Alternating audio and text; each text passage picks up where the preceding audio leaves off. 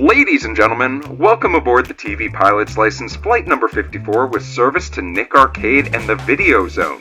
We ask that you please fasten your headphones, secure your podcasting device, and remember, for today's in-flight entertainment, we have imprisoned children in a video game. But don't worry, if they win, they get encyclopedias. Welcome to the TV Pilot's License. My name is Geoff Kerbis, joined by Max Singer and Rich Inman. How you boys doing today? Oh, the death grip that the World Book Encyclopedia had on gifts for children in the mid-90s. That gave me such an intense burst of nostalgia. It made me need to sit down for a couple of minutes. I'm not talking about books today, Rich. The only thing I want to talk about is video game magazines and, odd screen scrolls. No, that's actually the tagline for the podcast. We're not talking about books today. This is not a book club is definitely one of our taglines for sure. Well, boys, this week we are taking it back to the 90s and talking about Nick Arcade. But before we dive into 8-bit arcades, hormones, and trips to Universal Studios, it appears we have a fully grown man insisting he is a contestant and has to make it into the Video Zone. Our returning guest is a game show developer, comedian, writer, and the co-host of Pod Lead'em, a week-by-week episode recap podcast for America's Next Top Model. Please welcome back JW Crump. JW, welcome. I'll give you the kind of intro that the kids gave on the show. JW stormed the Video Zone. Where were you on January 6th?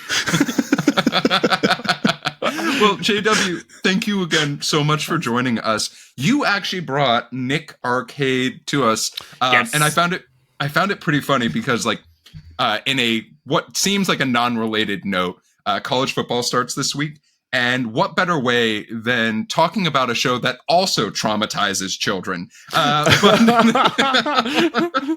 JW, what's your relation to this ridiculous game show? I mean, I've worked in game show development now for many years, and one thing we're constantly talking about, because truly there's just only so many games that exist in the world, and we're all just trying to remix them over and over again. And I cite this game show often as having one of the best, most clearest set of rules. And it was like the game itself was better than they had the ability to make it. And I find that fascinating. You know that Ira Glass quote about you're an artist because the thing you're making's never up to your actual standards? That is Nick Arcade every episode. They have such good ideas and they just can't make it across that goal line. What a Virgo thing for Ira Glass to say. That's amazing. And well, Jeff, when you said college football, I thought you were going to tie that into video games that no longer exist.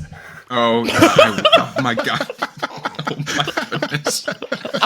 One day I'll be able to play a video game that also has our university in it. I want to play a game where I'm the Stanford tree.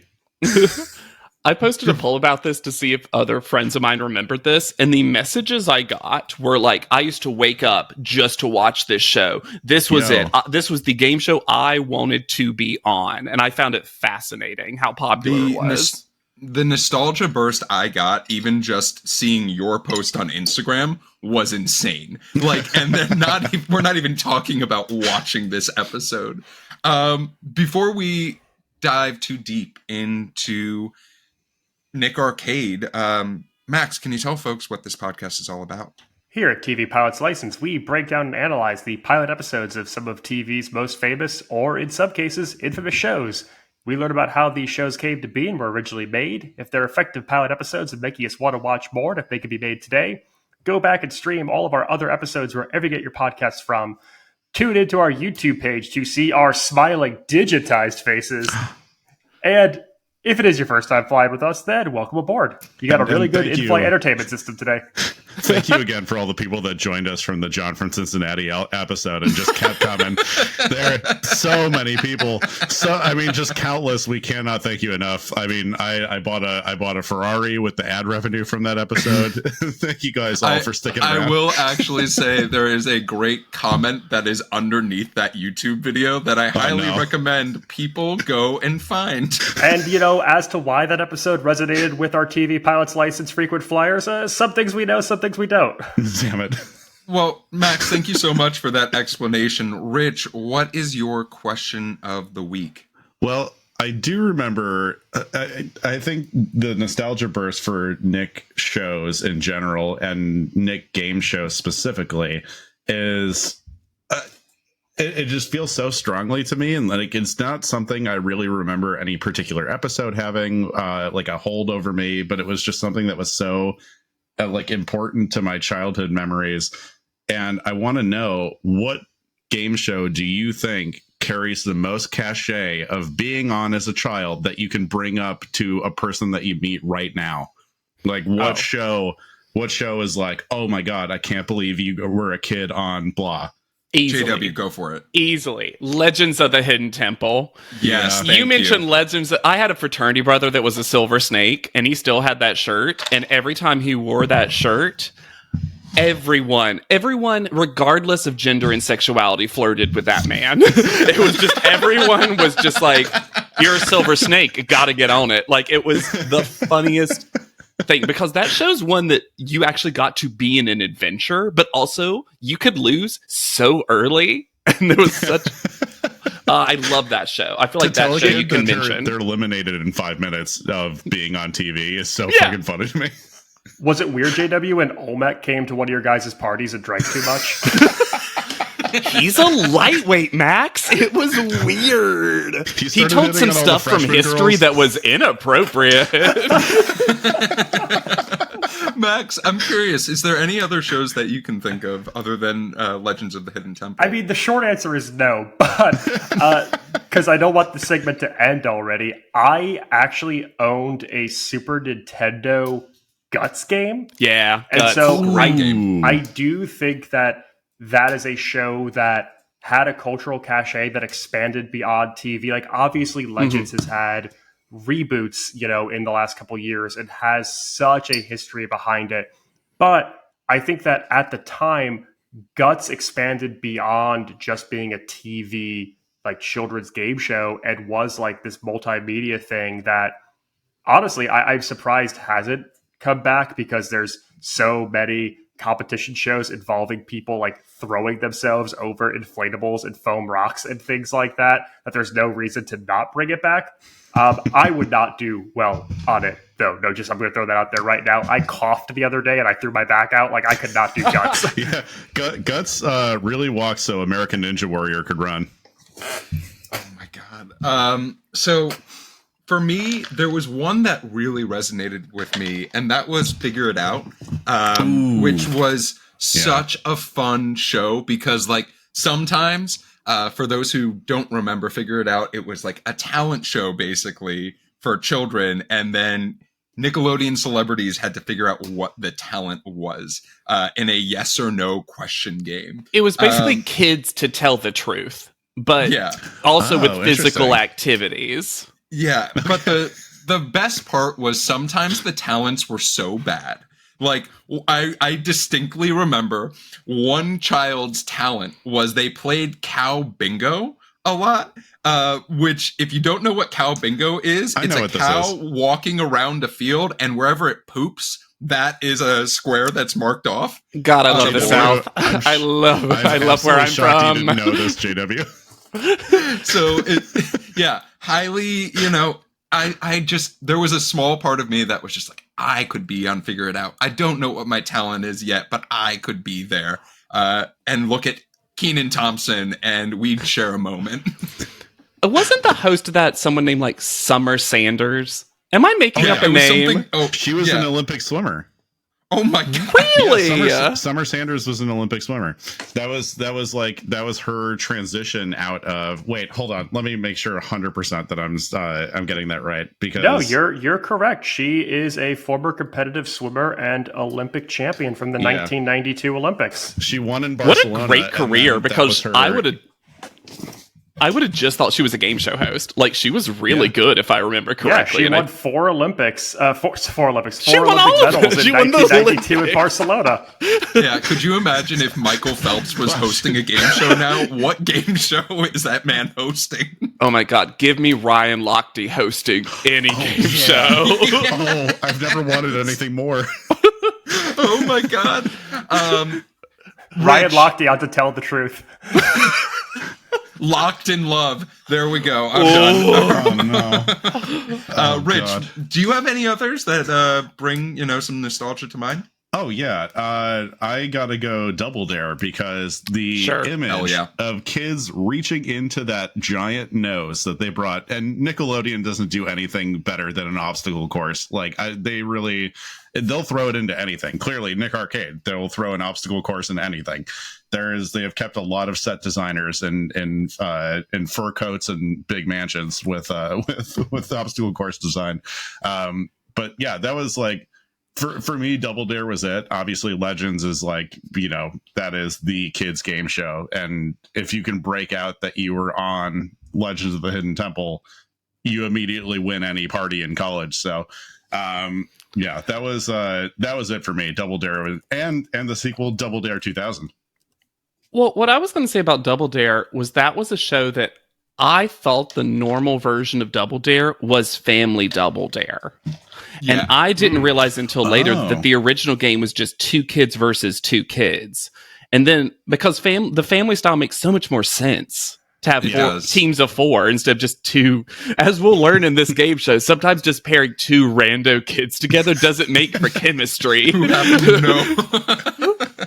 I have one that I can't stop thinking about, but it doesn't really have cultural cachet, so I didn't want to bring it up earlier, but now it's just like only going to be on my mind for the next hour if I don't. Please. Do you remember Jep? Like the extreme children's version of Jeopardy? Where like if you got questions wrong, they would slime you and lock you in a cage? Yeah, I do. Now that is striking a note with me, and that's terrifying.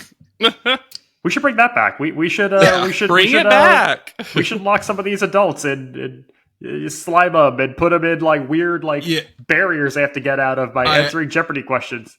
I know that current Jeopardy is having a hard time bringing back the same amount of audience since Alex Trebek has passed, and they've tried finding a host.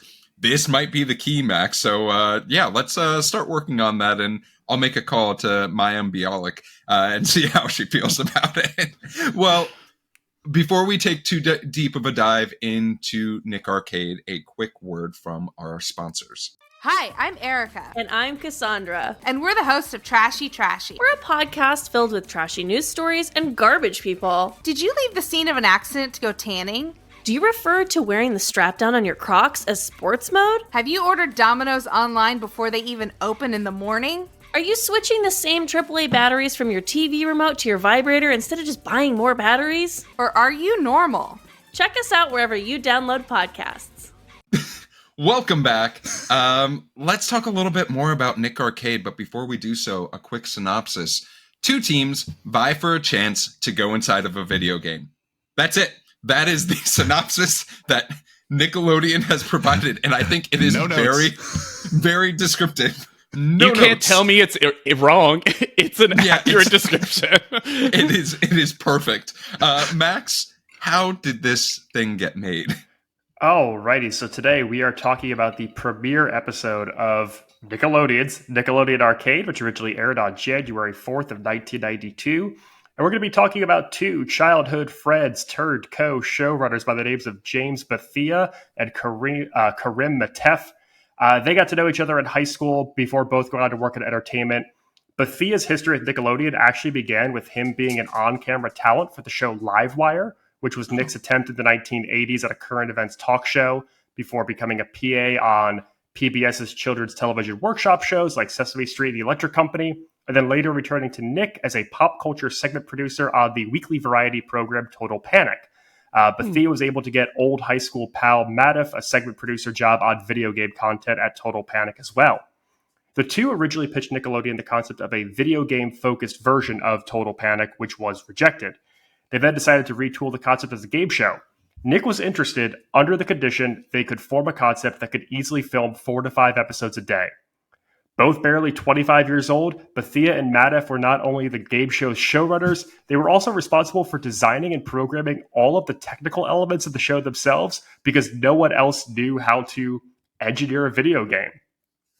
They found host Phil Moore through becoming basically a crowd warm-up comic on shows like Total Control, Wheel of Fortune, and Let's Make a Deal. Although he actually started his life as an aeronautical engineer and was working at a computer librarian at a data center in Central Florida when he first tried his hand at Bonkers Comedy Club, becoming friends with Daryl Hammond pre-SNL. Wait, okay. So he got this job from essentially working at the Kennedy Space Center in Florida. Well, no, and then from there, he became a stand-up and became a crowd warm-up comic. Oh my god. Yeah, Rich, didn't you hear Max say bonkers? Come on. Keep up. Yeah, come on. It's the Bonkers Comedy Club of Central Florida. To bring their idea to life, Bethia and Madoff designed the largest blue screen ever used in production at that time, got Nickelodeon to dedicate a 10,000 square foot set, half of which was used just for various blue screen setups. But beyond the blue screens, their biggest logistical nightmare was none other than Mikey, their little animated avatar. Because they couldn't predict what directions and in what order contestants would choose to move Mikey on the board, the operators would need tape machines for every directional possibility. Over the course of 3 pilots, the show was able to move on to brand new technology, the video disc player, brand new from Pioneer, allowing them to burn all the tape machine rolls onto digital, including visual effects and sounds we see. Despite all of the obstacles, and that's to say nothing of FCC concerns about the Mikey video game board being rigged, the network's concerns about promoting a sedentary couch potato lifestyle, and video game companies attempting to strong-arm more commercial content out of the showrunners, this game eventually made it to air at the start of 1992, and I am excited for a chance for us to win some fabulous prizes. So I'm so excited to dive into this. I just want to make sure we have a clarifying note. There are a lot of different versions of this pilot that exist. You could do a month's worth of the pilots of Nick Arcade. Because there are but we are specifically talking about the first Phil Moore episode of this show because he is the host that is the most associated with this show. Yeah. Bonkers legend himself, Phil Moore. So boy, does he have his name spray painted on the wall of Bonkers? I would love to see that. So let's press start on this video game show.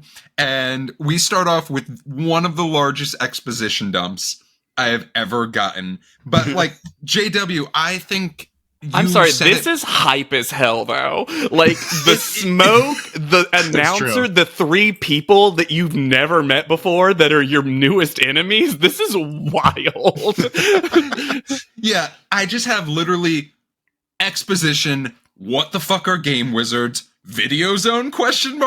Like, and I guess Murloc. Don't ask about what Murloc is. I guess, JW, when you look at this as a game show and having worked on developed game shows, like, what are your thoughts when seeing like this much exposition at the beginning of this potential pilot that went on to have a few episodes? Yeah, I think that the nice thing about it as a kids game show is it really does read video game forward very quickly. Because what's one thing that everyone knows about video games, even if you don't play them, video games have bosses. And essentially this is like, here are some bosses. Look at these, in my opinion, pretty cool designs. And they're very different and basic and original. So it's like, these are understandable bosses, but they're clear. Like Scotia doesn't exist, but you understand Firewoman. You understand Magician. You understand riskily named Mongo, which I'm glad was not the boss of this one because I was like, ooh, I know what I would update right away. But like the smoke, I love that the kids are during the exposition. The audience of kids are behind like a fence, like a barbed wire fence situation. Yeah, it's very good to me, Jeff. It's very good mood setting. Like, you get the vibe of this show right away. Yeah. All of the lines in the exposition sequence feel like things that a producer would have to yell at a network executive for them to try and understand it. So like, where's the video zone? It's a place between our world and the video dimension. Okay, but like, don't see it. Okay, but like, what happens when they get there? They gotta compete against the game wizards.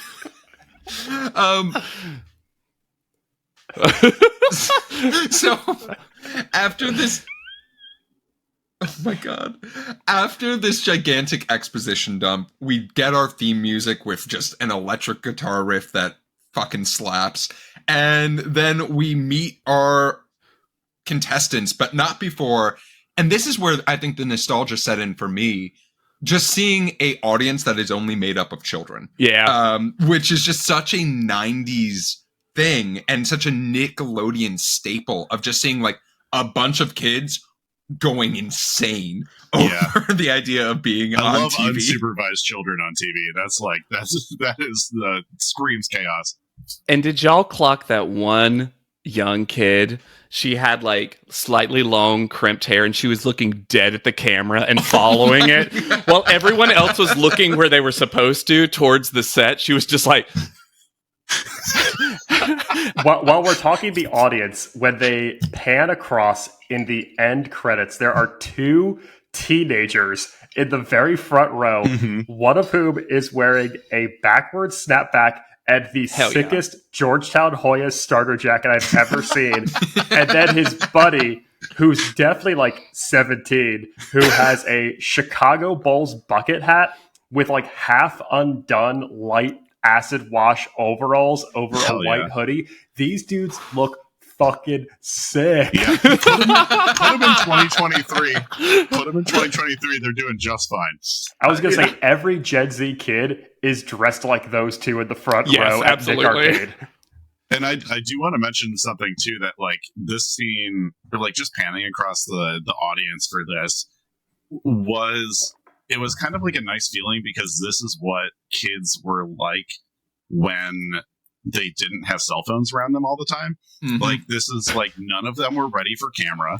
None of them had to put on. None of them knew how to behave in front of the camera or anything like that. You see the girl tracing it with her eyes and stuff like that. Like, I have to imagine a studio audience of kids right now. It'd be so performative. Everyone would know precisely what to do. They probably have like a stage mom kind of thing going for them. Like, it was honestly kind of nice just to see kids like not really knowing how to react to all this stimulation, all these cameras and everything. So amongst all of these children, we got to have one adult. And we get introduced to this adult as the only man to beat Sonic the Hedgehog in a 100-yard dash, which, first of all, that's an insane race. No one does a 100-yard dash in any shape or form. But we meet Phil Moore, our Bonkers host that we've talked about. On first impression, what are your thoughts of Phil, other than he is wearing one of the weirdest outfits I have ever seen in my lifetime as a whole? Let me say this. Also, I think a shout out to the announcer, Andrea Lively. I love their like perceived chemistry. It truly, there feels like she could all be pre-recorded, but I actually love the choice for a female announcer. There was something really interesting about that, and it almost felt like they were like buds in a way. But this was that Nickelodeon used to do that because Mo was the Guts announcer, and she was awesome. Like that used to be a thing, but to me, no one works harder on this show, even though, as Max let us know, a lot of people worked very hard to do this show than Phil Moore. Because Phil has to keep this train on the tracks. And this show, if it was fully live, I would believe you. Because there are no second takes. We'll talk about it. I texted Rich because they make such an insane mistake halfway through the show and then just have to correct it live.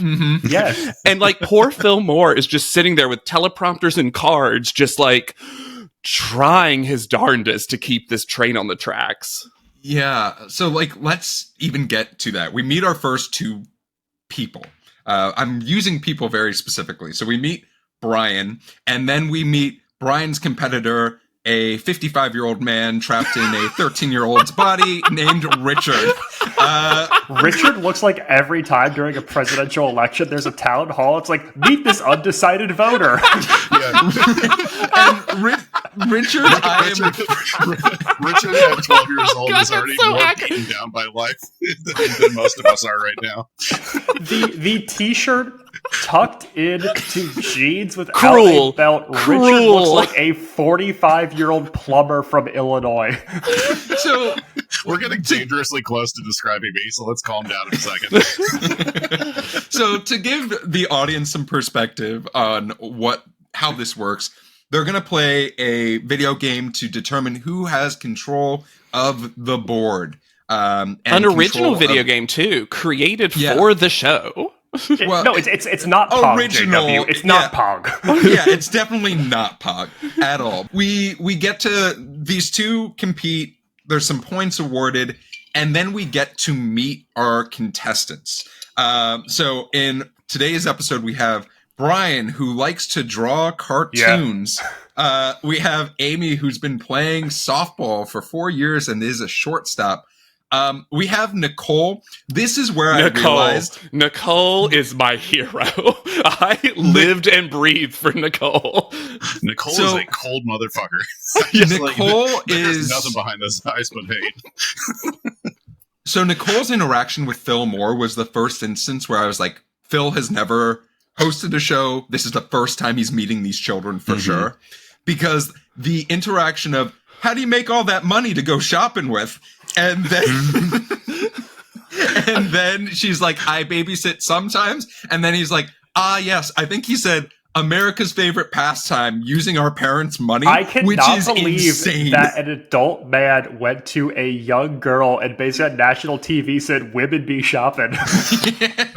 No, he tried to do the opposite because he was like, I see here, Nicole, you just love to shop and talk on the phone or whatever. And she's like, and he was like, no stereotypes here. I was like, what are we doing? His crowd work at Bonkers was legendary, I just want to say. So then, oh my God. We can't Then- blaze through this. Hold up, Jeff. We have to talk about Brian from the yellow team and the fact that this kid's braces are causing him to not be able to say one word out loud. Phil literally is like, what do you like to draw? Which is the easiest softball of a question in the world. And he literally goes, I like to draw shapes. and Phil's like, got it, champ. And it's the funniest shit. You can see Amy, who is the most normal of the kids, every so often be like, the fuck is his problem? I have never seen two pairs of teammates with more disdain for each other than on Nick Arcade. More loose high fives with no chemistry when they do Absolute something correct. There is a point where Red Team Richard buzzes in and gets a question right, and then wipes his non-buzzer hand of sweat on his jeans. It's not even his Once buzzer again- hand that's getting clammy. So- This is really what being 12 is like. This is like, if someone put a camera in front of my face when I was 12 and had an entire studio audience of screaming children, I would have wanted to kill myself on live TV. So Just let me into the video zone. Just let me into the video zone. speaking of someone wanting to kill themselves, let's talk about Richard a little bit more. So Richard, what was Richard's the fun fact about him? He likes to read, and then Phil Moore basically is like, "You're a Trekkie, right? Like, just go out and say He's a it." trekker. A trekker, yeah, definitely a real One term. take show, baby. One take show. And yeah, it was just wild to see, like, because normally, and I think we've gotten so accustomed to now the idea of these hosts who are meeting with their contestants. Previously, they have a lot more information about them. They get to meet with them maybe like 5 minutes before in certain instances to have conversations. There's a producer who's guiding them Yeah. through like how to talk on camera. Yeah, and then this has none of that. And you're making it children as well. So they have no idea how to talk in general, which is just, this was bonkers. God bless Phil Moore for honestly keeping the art of talking to children live. Like, I do not. they picked the absolute right like precursor job to this, like for this. It was so important. One of my first jobs on a game show was to be the pre-production interviewer for the contestants. Sure. And I will say there is a very distinct range on how good people are on camera. And I was mostly with adults and some celebrities, like some names. So it was easier than the average. But the people who are the absolute best at it basically needed no coaching. Pro wrestlers. Wrestlers know how to talk and improvise on camera like nothing I would ever believe. They honestly taught me things. Like by the end of the conversation, I was like, yeah, you can do whatever you want. Like, you're fine. Football players, God bless them, needed so much help. I'd be like, and when they say, how are you? You say, good. and then explain why good, right, guys? They just got nervous because they're not used. Their job isn't talking. They're pro wrestlers. They're always talking. I do remember I was listening to an interview of Lorne Michaels a little bit ago about like his favorite people to have on as hosts at SNL, and it's always athletes because the bar is so low for Wayne Gretzky and Peyton Manning and Michael Jordan that if they get one good line in or one good sketch in, they're going to be a legend there forever. And every so often you get a LeBron James who you're like, oh my gosh, you're really funny. Yeah. I mean, there's one person right now in the NBA who's actually like has a regular show at the Comedy Store. Like he'll go up. Blake Griffin. Thank you so much. Yeah. Really? Yeah, he will actually he's hysterical. go stand up correctly. That doesn't surprise he does me. it well. So, as much as I'd love to talk about which athlete is the worst on camera, let's move forward with a little bit more on what is going to be happening in between playing some of these challenge video games. We are meeting our video adventurer, Mikey, who is going to walk across a board with the goal of hitting the goal. But there are 4 Ps that we got to know about. Anybody remember the 4 Ps? Rich? Oh, God. Puzzles, pop quiz, prizes, and Points. There you go. Thank you. But watch out, boys. If you hit an enemy, you lose control of the board. Mikey's enemy, the bully, titled Game Over, who we never actually got to see once in this episode. This show has so many things that they were like, watch out for this big bad, and then they just never came up. Truly the worst thing about this pilot episode, and honestly I think they should have shuffled this to a later episode, was that you don't hit the bully, you don't hit that character, so you don't know what happens. You had all summer to figure this out. You had all summer. Well, let's talk about the map, because the map in every episode is going to be the same grid, like 3x6 grid, but they're always themed. And for the first episode, they decide the first map we'll see is not just Mikey's neighborhood, an actual one they use in later episodes, which is such a clear, like, pilot thing. No, it's Mikey's neighborhood in the distant past. So we don't know what the neighborhood looks like normally, and they're showing the dinosaur version of it. But then on the opposite end of that, they're like, now we're going into the distant future. So we just have no idea what the fuck Mikey's neighborhood looks like as a whole. Max? I don't know anything about Mikey. Why should I care about Mikey? I'm not getting any exposition about him that makes me connect to the character. Also, I just love that his bully looks like every like 80s movie bad guy, where it's like the big duster jacket and like the kind of like pug nose face. Like it's very reminiscent of every single 80s family movie bully ever. Also, I'm just gonna say it. Why was it Mikey named Nick or Nikki or any of those things? Like, I don't understand where Mikey came from. God, that's such a good question. Like, so as we move forward, and we are on this board, we start with a pop quiz where the question was about Marilyn Monroe, which like was just absolutely insane. Of course Richard knew it. He was alive when he was there. He did it. Who do you think prescribed her the sedatives? It was Richard, the doctor. Jesus. Then we get Inman. then we get this video puzzle, which was actually like at the time I thought like a really fun game where it was like, hey, guess how many marshmallows. Phil Moore puts in a joke about this is a professional marshmallow guy, you guys, so don't do this at home. Guys, I have really bad news. Apparently immediately after putting 14 marshmallows in his mouth, that kid died. I get it. He really did. I remember the moral panic behind Chubby Bunny when I was like a kid. There was like, kids were playing Chubby Bunny where you try to put marshmallow in your mouth. You try to add marshmallows to your mouth, and if you can't say the phrase "chubby bunny" anymore, you're out. And I remember that like it was like a big thing, like it was on the news or something like that. That some kid died playing this game, and it was the kid on Nick Arcade. Remember when we could just talk about that shit on the news and we didn't have to worry about like people, bombing the Capitol or any shit like that? It's almost Razor Blade in the caramel apple season. Oh my god! Or free weed in the in the trick or treat bag season. Let's talk about gameplay for a second, because this video puzzle I loved. I think this is what makes Nick Arcade unique, is they have these fun little like video moments.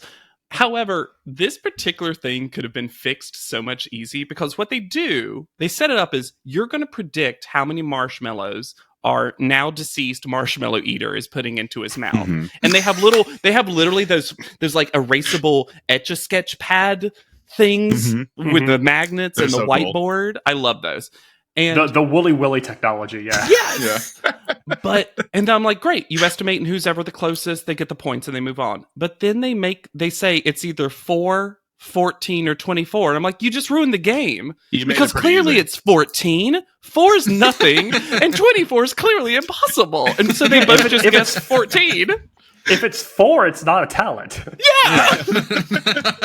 That's a snack, my friend. For a show that's all about video games, and you think about video games, button mashing, high stimulus levels, this pace of play moves glacial. It is such a slow pace of play. Every single time a kid gets a question right and they ask him what direction to move Mikey. Oh my god, it killed me. There's like 3 full seconds before a kid goes, right.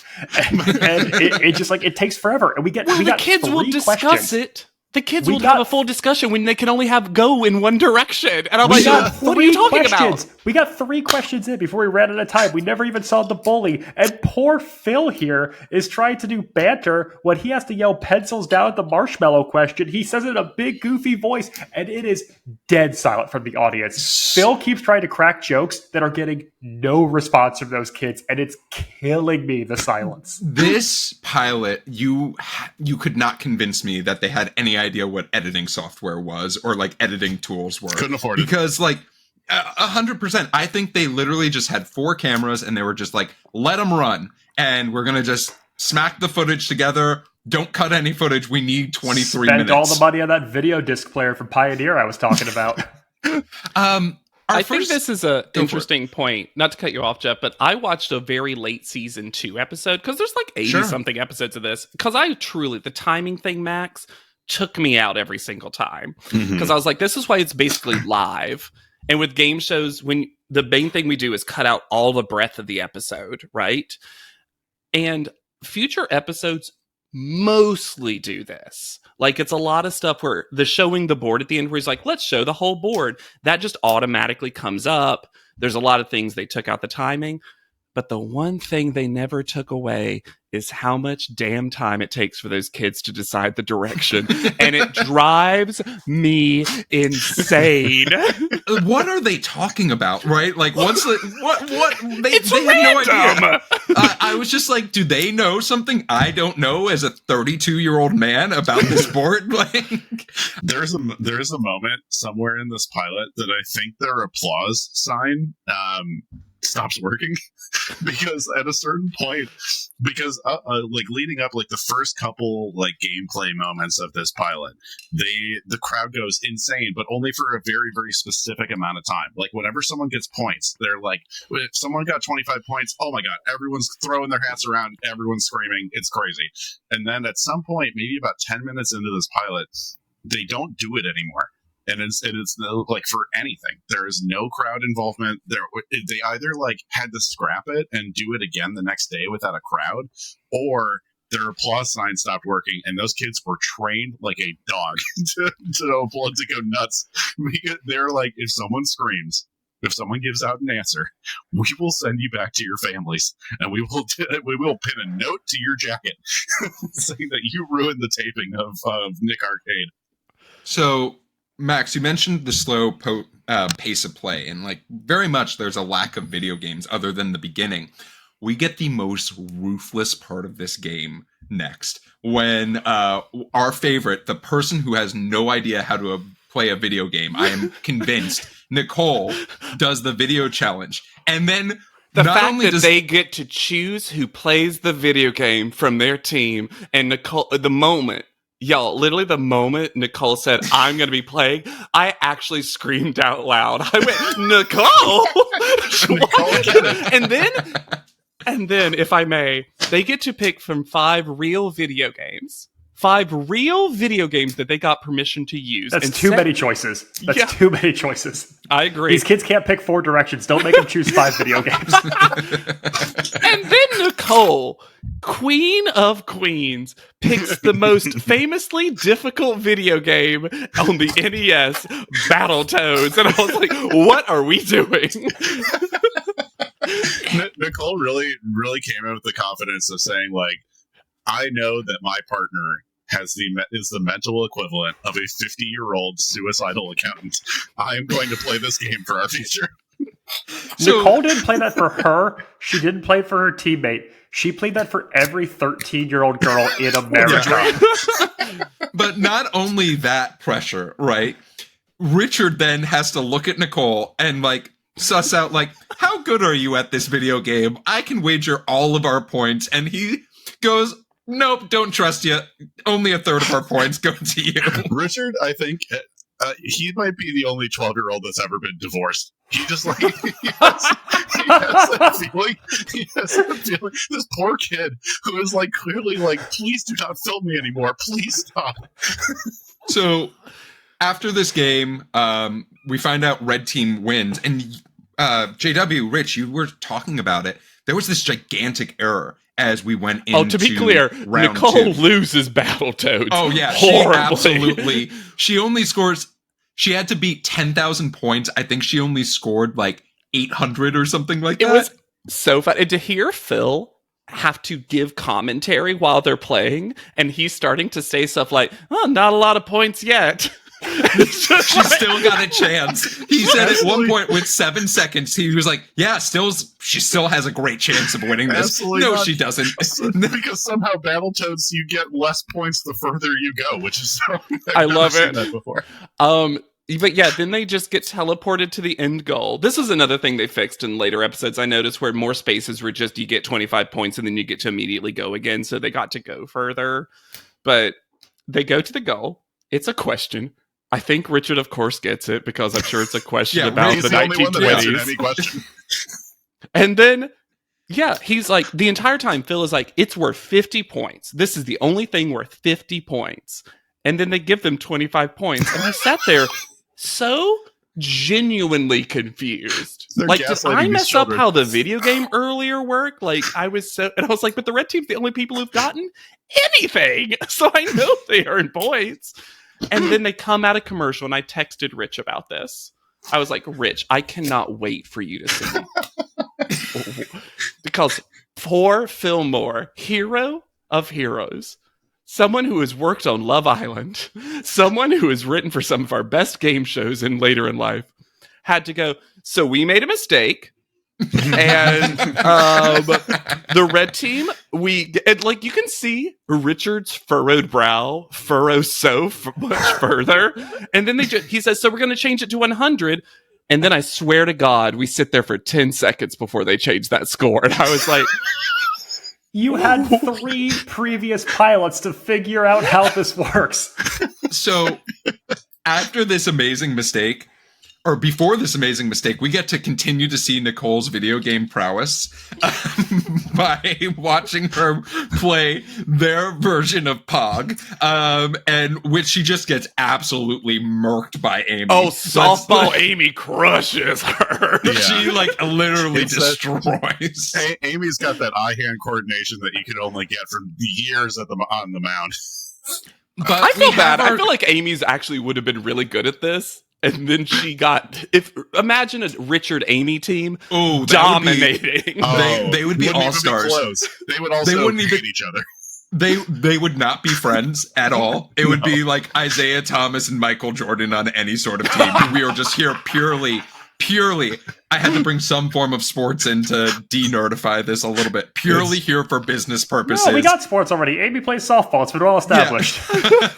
So we get our second round of this board, and like a few things that happen. They try this instant replay game that, I mean, it didn't go great. And then It was Richard won. I was actually wrong though when he asked. It was like a magician trick, and he asked like, "How many special magic swords did they use?" And I was like, 1.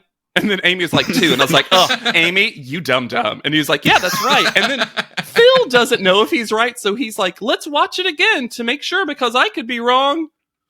And then they just watch it again, and Phil's like, Amy was right. Phil second guessing himself live on air is delightful. Every single cue card this man reads like he is seeing it for the very first time. Yeah, he is. And I guarantee you, he was, Max. Yeah, they While we're made up talking those games gameplay, though, on the really fly. quick, I just need to vent about this.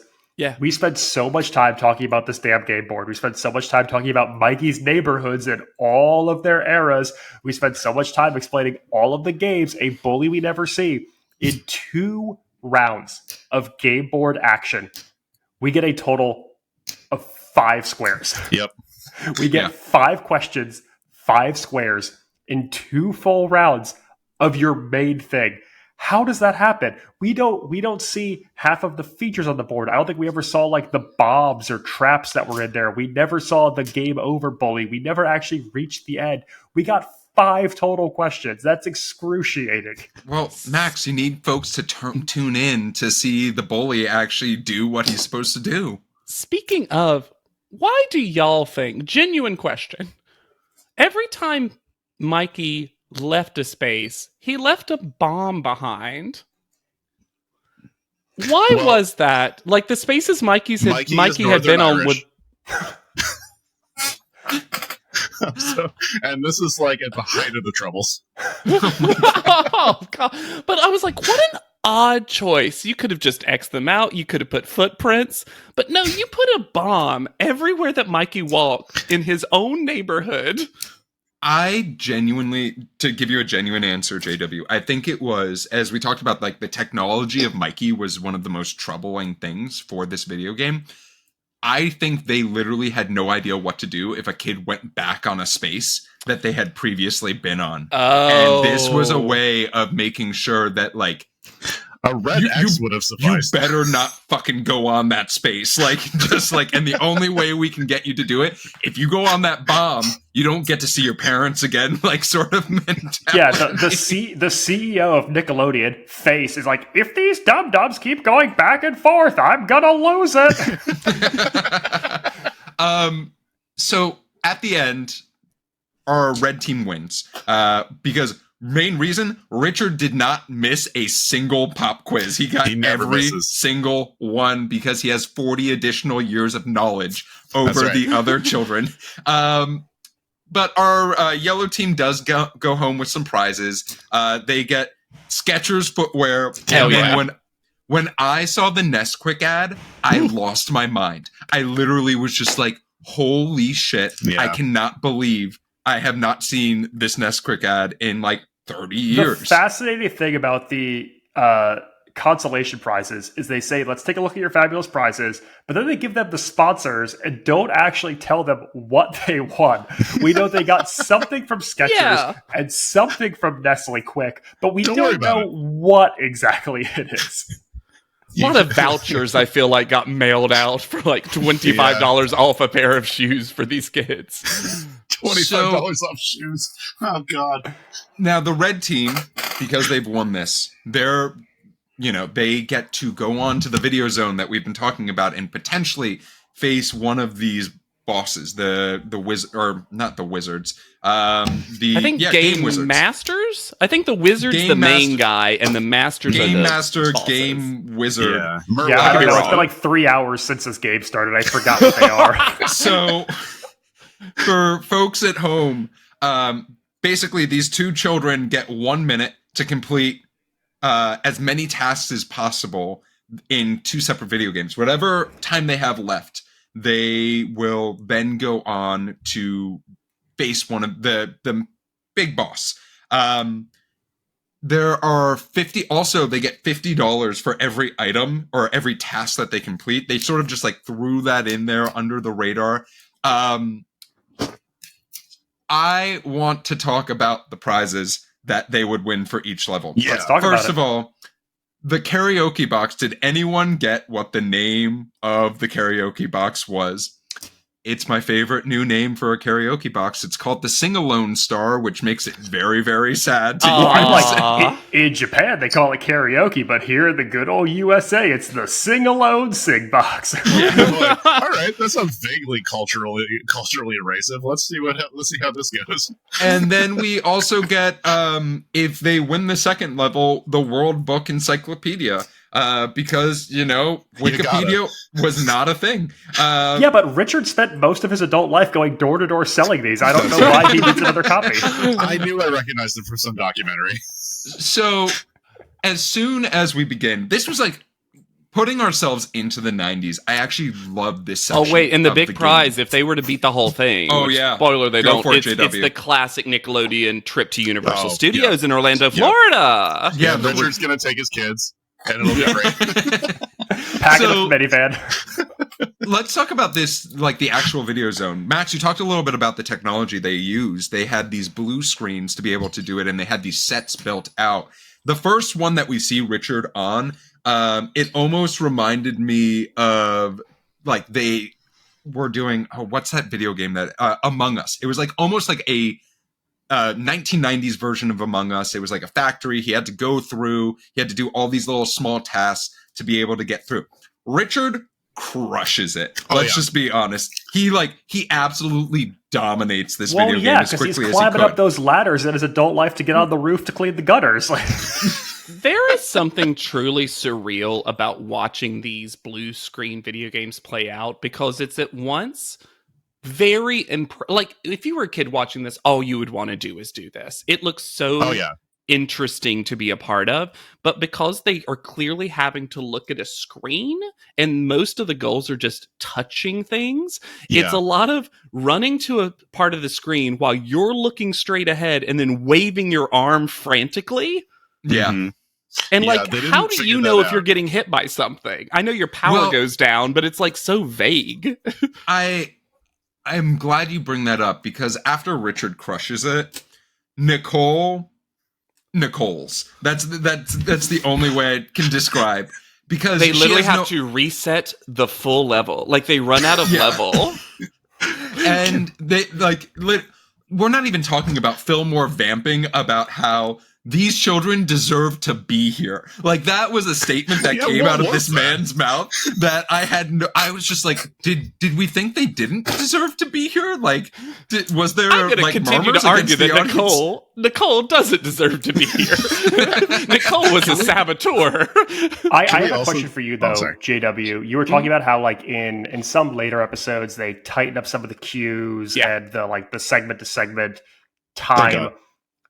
When we start this video zone final challenge, and Phil says they're going to enter the video zone, and when we see them next, they're going to be digitized, and he stands next to a TV monitor with nothing on it for no fewer than 10 seconds before they pop up. Do we eventually cut down that time? Because it takes so long between them entering the zone and when we start to actually see them. And that could have been such a quick cut. It was actually fascinating to watch And I think this is kind of like Legends of the Hidden Temple, where after a while they started having to change the rooms because people had watched the show and kind of memorized what to do. Because there was this team that like went in, and in those first 2 levels, both of them individually crushed. And you could tell they already knew what to do in the level. And then they went to the boss, and essentially in the boss, which we don't get to see, there's always 3 things the 2 of you have to touch, and it kills the boss. One girl camped, the girl of the team camped at 1, and the other guy did the 2 on top. And unfortunately, they kept getting hit because the guy wasn't dodging enough, essentially. But I was like, oh, you can tell that they came in, and that girl was like, I'm going to camp at the 1. Every time we reset, I'm just going to like, bam, and then you just do your best.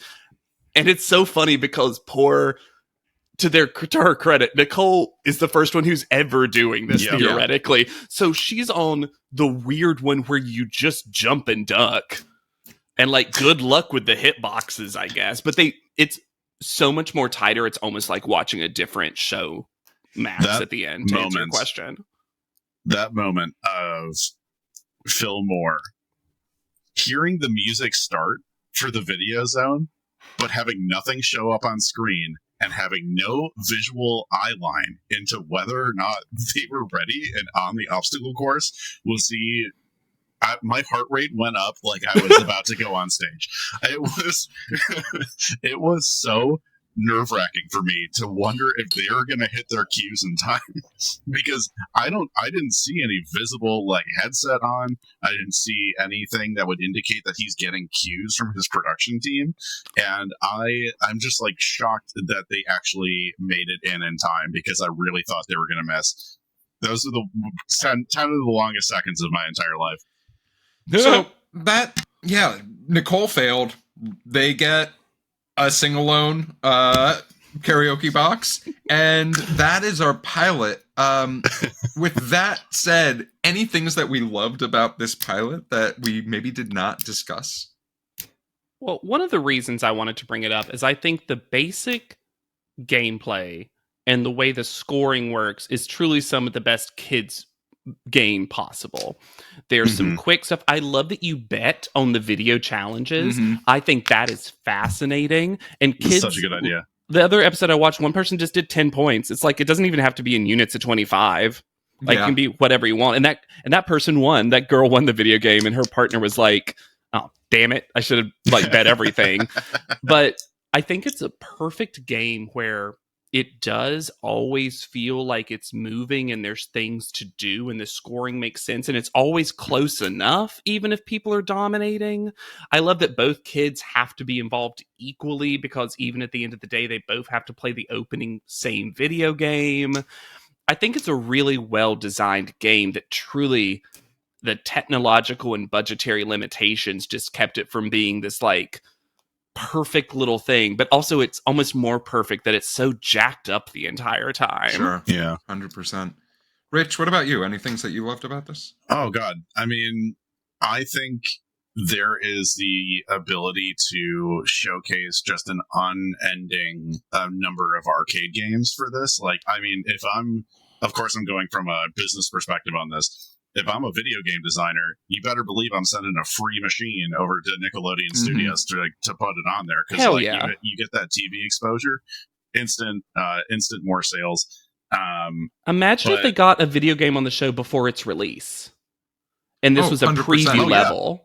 That would be incredible. Wait till we talk about Legacy, because that was something that actually happened, and I can't wait to talk about it.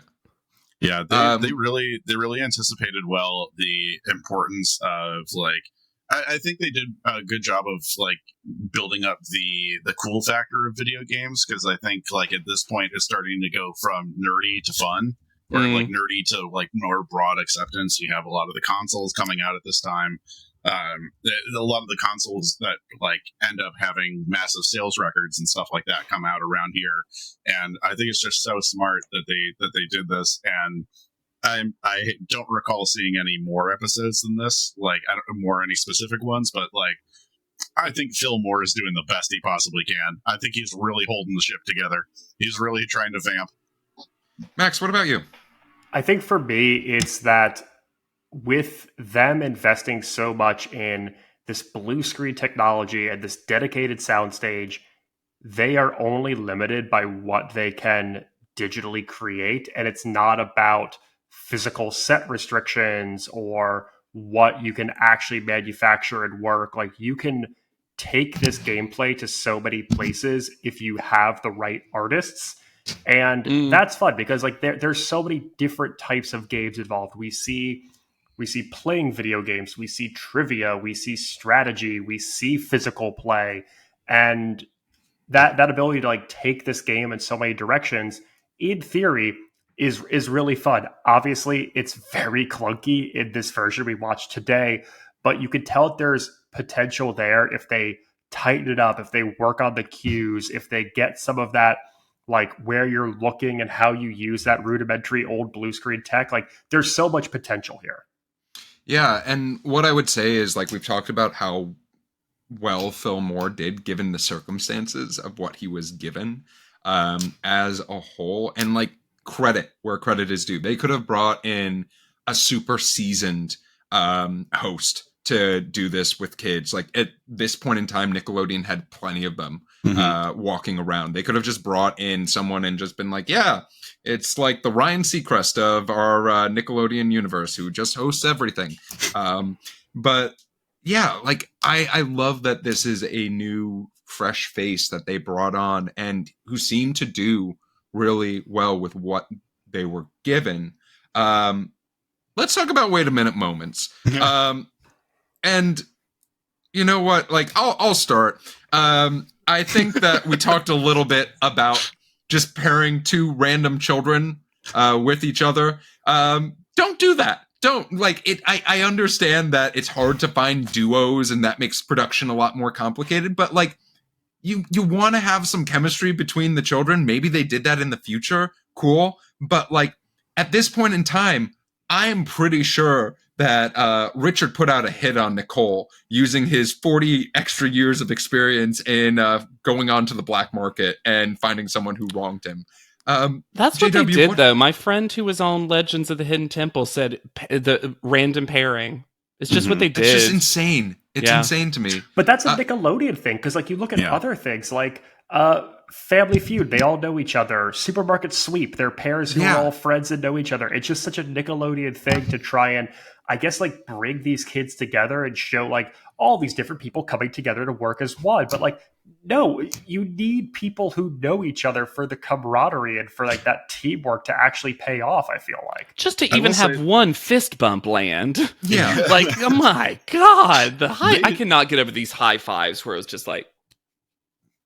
I think it's about the level of excitement that you can bring up in these kids too. Like, I can tell that they're still getting the feeling of how am I supposed to be hype? You guys don't even really know what this show is yet. Yeah, that kind of thing. Like, they visibly look scared on camera, which is like totally normal. They're children, but also I don't think they are super stoked on the prizes, on the actual game of it.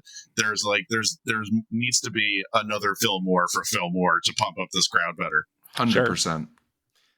Any other wait a minute moments? Yeah, I think it's just it's to sum it all up. Does anybody want to be here? Because none of these kids show any enthusiasm when they win challenges or get points. It's the most like milquetoast high fives with their teammates. The audience doesn't laugh at a single one-liner or funny voice that Phil Moore does. You got to be thinking like in his head or in the green room, he's like, man, that would have killed it bonkers. Like, I can't believe I left Bonkers for this. Does anybody want to be here? And I don't know if they do. Amy seems here to play. But yeah. Poor justice for Amy. I hope she got to come back at some point and just get on a team with someone who could talk. JW, do you have any wait a minute moments on this pilot? I mean, truly, we talked about it, so I'll be super brief. But just when they gave them the wrong score and then had to correct it, truly, that's such a magical moment to me that you just do not see in super polished television, that there was something endearing about it. And the other episode I watched, a very similar thing happened where Phil was just calling a kid by the wrong name for the first 2 minutes. And he's like, I don't know why. I'm crazy. I don't know why I'm saying Alex. His name is Ryan. Ryan won that first round. And I was just like, oh my God. This show Alex improves but never really changes. Oh my God. Well, and it's so funny. His confidence gaslights me because with the points, I was like, I must be wrong. This would never air on television like this. And then with the name, I was like, I must be reading that name tag wrong. oh my God. I do want to say, like, for my wait a minute moment, there is they didn't teach the kids like how to hit marks on stuff. Nope. Like there was one moment where Nicole steps up to play Battletoads and she's fully facing the wrong way. And poor Fillmore, like every like physical interaction with these kids is so like visually upsetting, and he doesn't want to do it. And he's like, look, it's an adult man, I'm only touching their shoulders and giving them high fives. But there's one moment where she has to like be corrected to cheat out towards the camera, and I'm like, do a little bit better of a job so Phil doesn't have to do this on essentially live TV where he has to like physically interact with these kids, because he doesn't want to do it, and I don't think the kids want it either. And like, why would Nicole think she's just going to step up to the thing? He's like, okay, you're going to play this game. She's like, got it. It's like the one time she did the right thing. She's like, yeah. No, honey. So we do have an in-flight question today that I want to get into. And the question was, what video game, current or past, would you want to dive into the video zone on? Which is such a... First of all, I think, just to make it a little bit simpler, think about the dynamics of what technology we're working with here. I don't think we're given any guns or props or anything like that. So what current video game do you think would be a fun video zone addition to be added on? Max, I'm going to start with you. I want to do a video zone version of Untitled Goose Game for Nintendo Switch, where I get to be the goose terrorizing computer animated props for a chance to earn points. Let me be the goose. Rich, what about you? There's a game that's been going around for the last couple of years on VR systems. That's like a virtual bar fight where the like gravity doesn't really exist in a way that we like could possibly comprehend. Like people's faces are being and bodies are being bent out of shape, or I mean that's after a couple beers, you know. Yeah, you're like able to pick up like a jukebox and throw it at someone. Like it's like a crazy thing. I think it'd be very fun for kids to just like rack up points being like violent towards weird like anti-gravity cartoons. JW, what about you? Dream Daddy. However, I would not be able to air. No. You know what's funny? The first thing that popped into my mind was Donkey Kong Country, just because I feel like a lot of it is just kind of jumping and those noises like, like picking up a barrel and like tossing it. It feels very wholesome in a way. Yeah. So I went a little bit old school.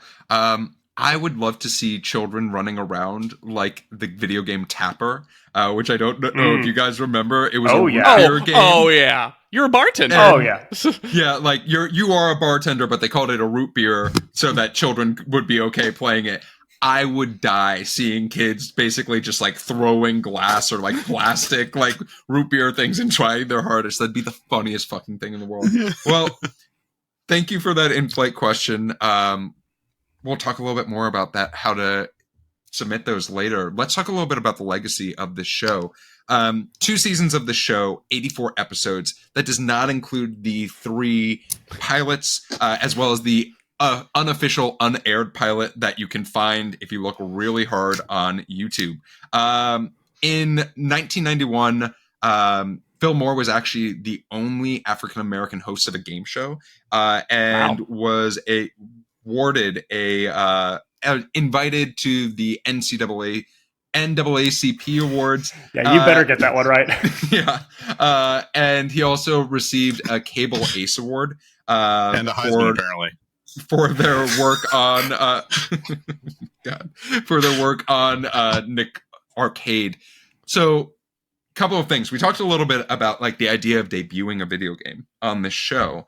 There was one done by Nintendo by the name of Super Mario Bros. 3, was debuted during that video challenge segment, which is absolute.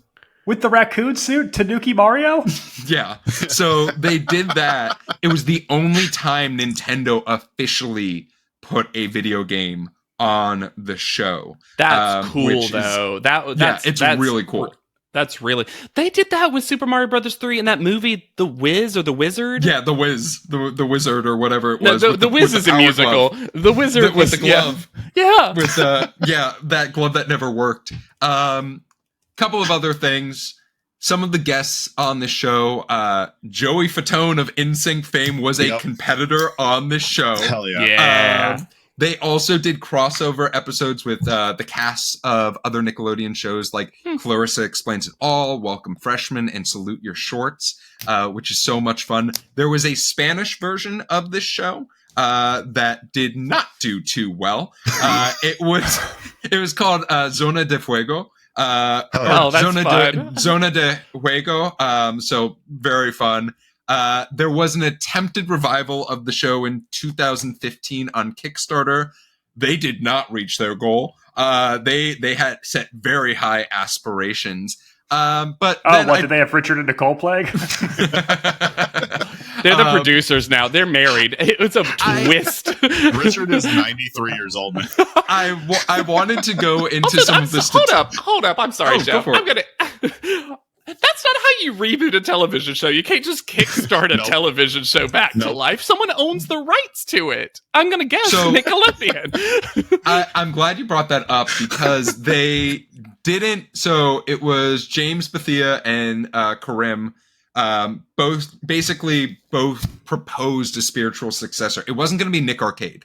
Yeah. It was going to be called Nth Level.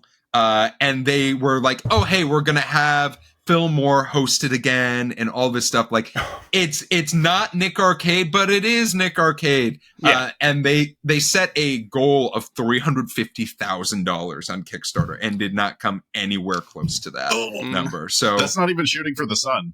That's like that's an attainable amount for people who have a nostalgia for the show.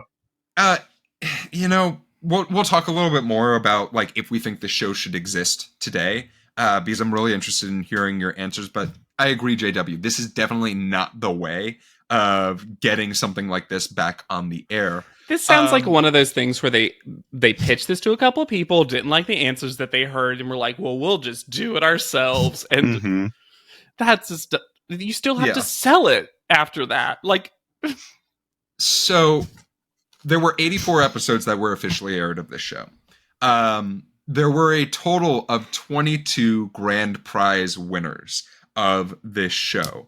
So about like a 25-ish percent hit rate, which like not pretty that solid. bad considering. That's about how much you want them to win, honestly, because then it feels attainable, but not often, you know? It's like once a week if you're doing all your filming in the same week. I think when we did Top Chef, it was like one of every 3 competitors might win the show or like might beat the Top Chef. So like that's a solid statistic as a whole. But yeah, it puts in some chance. It's like, will they win the trip to Universal Studios? Or one of the other grand prizes was going to Space Camp, which is always like, Space Camp. It's dope. So like, sick. Who doesn't want to go to Space Camp? Florida tourism, just racking up those dollars. But that's really the legacy of this show. You can find it if you look online. You can find it for free, actually, on a major social media network. And go and look for it. But Rich, it is now time. And if you want to legally get it, the whole thing's on Paramount Plus. So if you've already got a subscription, it's there. Also that. I mean, yeah. So, Rich, it's time for your game of the week. All right, we're playing Get Mikey Out of This Episode. I have not devised a board for this. You will just be answering trivia questions. There is no chance for prizes or money. And I would just want to give you guys a couple trivia questions specifically about video games. Down. I was about to say, you're robbing Jeff, Max, and me the ability to mumble endlessly for 5 seconds and then go, right. Diagonal. I'm so sorry. Wait. So sorry. What? We've not had 90 minutes of that already. Like, wait, let's talk about this. Why couldn't you go diagonal on the fucking board? Why couldn't you go diagonal? You know what's fascinating about that other late season episode I watched? He says that real clearly. He was like, you can go up, down, left, or right, not diagonally. And I was like, ooh, someone got a network note. if you little shits try to play with Fillmore, you will get Fillmore. You understand? You will get filled in. All right, that's enough. All right. I cut my teeth at Bonkers. Is that the Florida version of playing the Copa? Oh my god. Rich, let's proceed with your game and try to get Mikey off this board. I'm so sorry. I've never wanted to censor this podcast before, but filled in was a step too far. Anywho, all right. I'm going to go around the horn to get us out of this episode, and if we get 4 trivia questions right, we will end it. All right, Max, this one's for you. What console selling 155 million units is the best-selling console of all time? Is it the Nintendo 64, the PlayStation 2, the original Xbox, or the Nintendo Switch? PlayStation 2. PlayStation 2 is correct. Mm-hmm. Jeff, next one is for you. Nintendo, the company synonymous with home video gaming, originally opened by selling what? Televisions, toaster ovens, groceries, playing cards. Television, toaster ovens, groceries, and playing cards. Oh my god, JW's gonna lose his mind. Don't you Nicole us. Don't you fucking Nicole us, Jeff. I don't play video games anymore. This is the problem. Richard has a family. Do it for him. I am going to guess toasters. It is playing cards. No! I threw the groceries one in there because that's how Samsung started. They were originally a grocery distributor. Yeah, they originally sold noodles. Now they sell everything. Now JW. Mikey's dead. Are you happy? Game over. Got him. And he beat the ever-living crap out of him. It was violent. All right, JW, this next one's for you. Which of these Pokemon games is fake? Pokemon Let's Go Eevee, Pokemon Dance Pikachu, Pokemon Ultra Sun and Ultra Moon, and My Pokemon Ranch. The second one, B. Yep, that is correct. Dance Pikachu. Yeah. Oh, because the rest are right over there. All right, we're actually running out of time, so I'm just going to go back into the final question. I hate you. Go to the goal. All right, this one I guess you guys can figure out together. What video game commercial featured the song "Happy Together" by the Turtles? Super Smash Brothers, Halo, Grand Theft Auto, or Half-Life 2?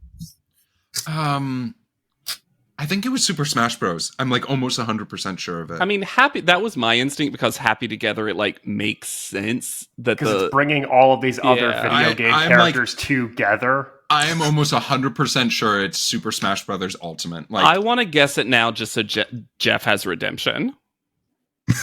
That is correct. It is Super Smash. Let's fucking go. Let's go. Congratulations, Mikey. That sort of energy. That's what we needed from the children. Well, Rich, thank you for that game of the week. Our flight's coming to a land. It appears we are nearing the video game zone, or the video zone. And I have 2 questions for each of you. And that is, would you continue watching this show based off of the pilot? And do you think that this show deserves a reboot, deserves a second chance? JW, as our guest, I'd love to hear from you. I think this could actually be a really fun show to watch with like a group of folks. It's the kind of thing that you could almost really easily come up with a very simple drinking game to, because it's 100%. Consistent but also wild at the same time. I think this is so perfectly 90s.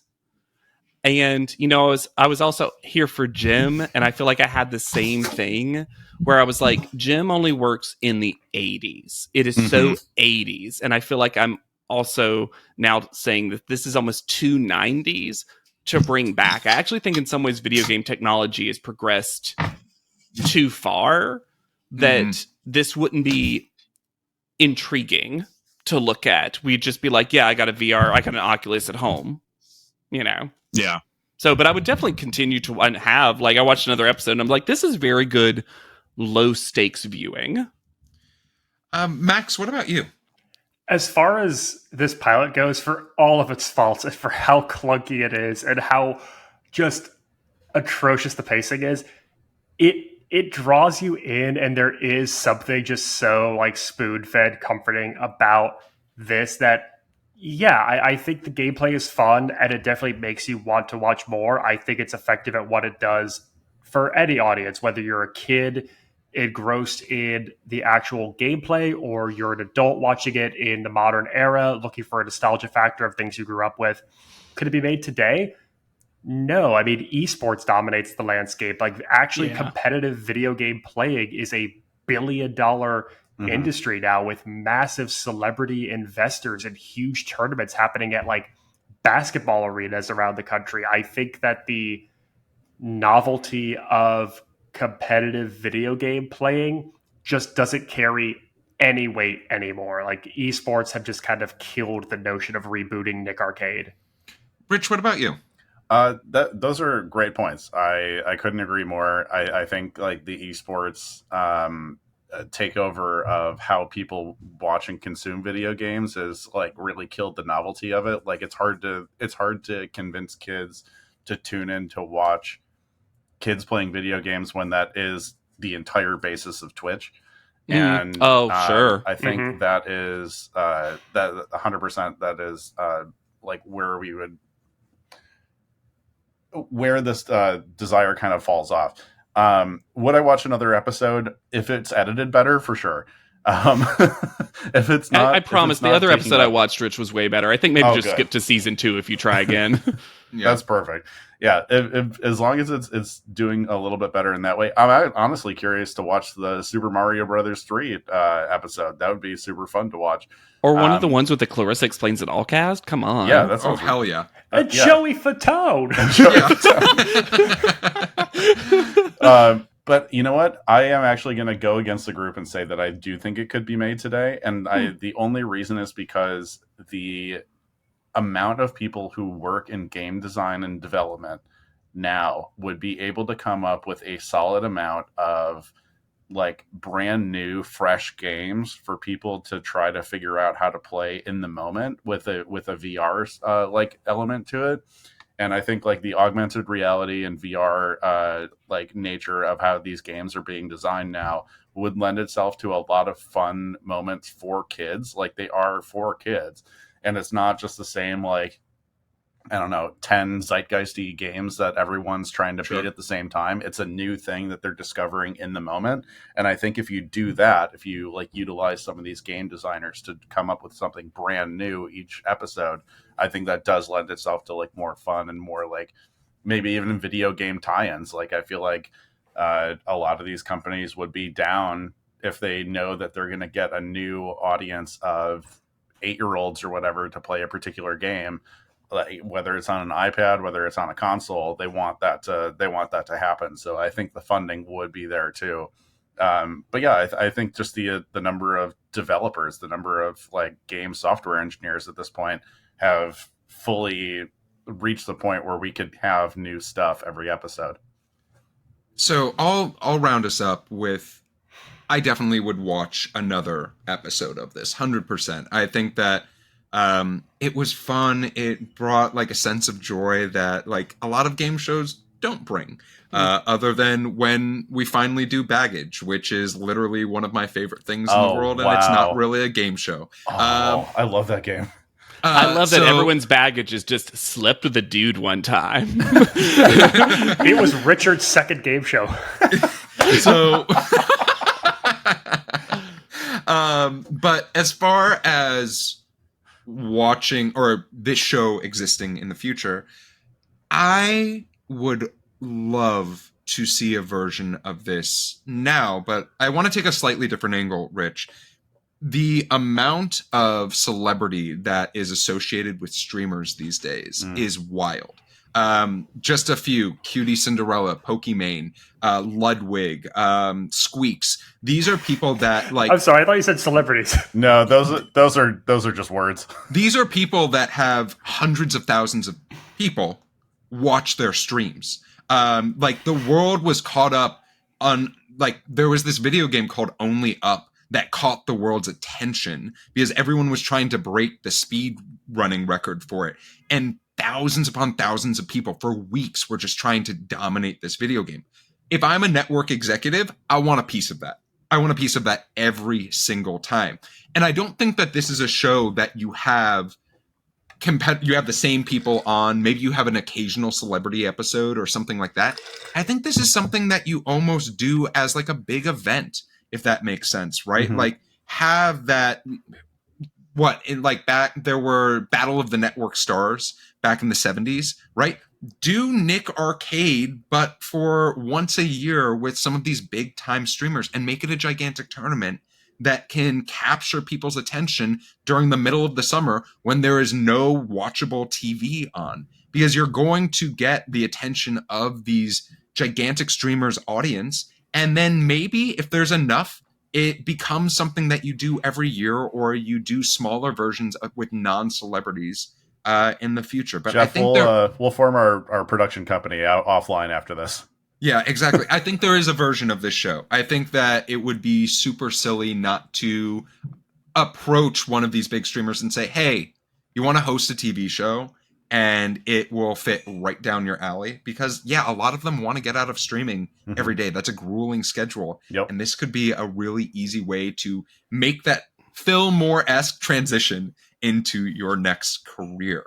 But that is our episode. And before we leave, and as our plane comes to a land, I'd love to know where to find each of you. First of all, JW, thank you so much. Yeah, thank you for Yay. joining us. Thank you For again, returning JW. champion. Yeah, thank you for bringing I'm so excited for it. that I did an 80s thing and a 90s thing. And if I ever round it out, if I ever take one last flight with y'all, it needs to be a 2000s show. And it will feel like I've done every decade that was important to me. Oh my God. Can't wait for the third episode for sure. But where can folks find you? Is there anything that you'd like to promote? For sure. I am on Instagram. It's at JW_Crump because I didn't get my name fast enough. And it's on TikTok. It's at JW Crump. Okay. If you want to, watch, we're in a strike right now, so I'm not currently working. But the most recent thing I worked on previous to the strike aired back in March on Vice, and that was Super Maximum Retro Show. It was a one-season show about retro clips that is available on Amazon Prime. Really fun stuff from the 70s, 80s, and 90s. So if you like this podcast, you probably like retro stuff. Check that out. I very famously did a game about Brooke Shields. Very happy to hang my hat on that. And you wanted, Geoff, you earlier before we started, wanted me to talk about a series on TikTok that I did. So I'll talk about that real quick. I am fascinated with all these old 90s and 2000 shows that are now doing their podcast so that they can get their iCarly reboot. And so they're trying to drum up interest by reuniting and doing episode by episode recaps. And so I devised and filmed, again, pre-strike, though it's releasing now, fake clips from a fake podcast about a fake 2000s teen show. It is so funny. It is one of my favorite things when it comes up. Thank you. And my favorite thing, and it was my goal, is sometimes people on TikTok will be like, is this real? I don't understand. Because we play it so straight. And I ask the actors to only respond in character. So when they comment, they say stuff like, that was a grueling day on set. And all that. And it's my favorite thing. And I got the biggest compliment. This is the biggest compliment for any writer. People think it's all improvised. And I'm like, honestly, not a word's improvised, really. Yeah, it's all awesome. written, scripted, and the actors are just excellent. I got to bring together some of my favorite people. And since I knew the strike was looming, I wanted to do content that was just social media. So it was something that could air and I could share without, breaking any strike guidelines. So that was important to me too. Yeah. Yeah. Well, go and find JW. So it's Go called and Literally find Jessica. It's Literally at Literally Jessica. Jessica. And that's the Yeah. name of the fake show. And Jessica does not appear. It's so Yeah. good. She's Waiting for Jessica. Rich, where can folks find you?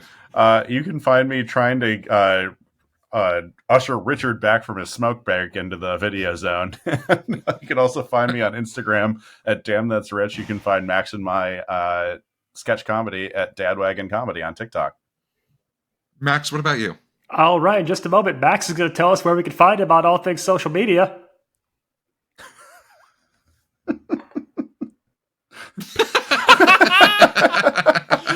Devastating.